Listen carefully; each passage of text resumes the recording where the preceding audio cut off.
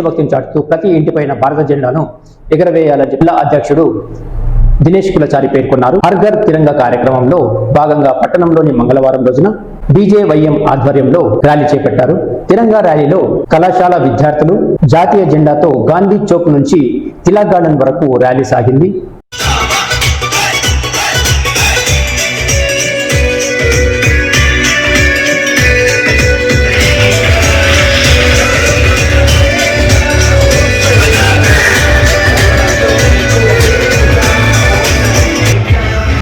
దేశ ప్రజలంతా, ఎందుకంటే ప్రపంచంలో లేని శక్తి భారతీయుల దగ్గర ఉంది.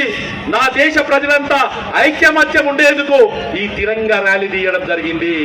ఈ తిరంగా ర్యాలీ ఇది ఏదో రాజకీయ పార్టీ కాదు, ఇక్కడ ఏ పార్టీ కండువా లేదు, ఇక్కడ ఉన్నదల్లా మన దేశానికి సంబంధించిన జెండానే.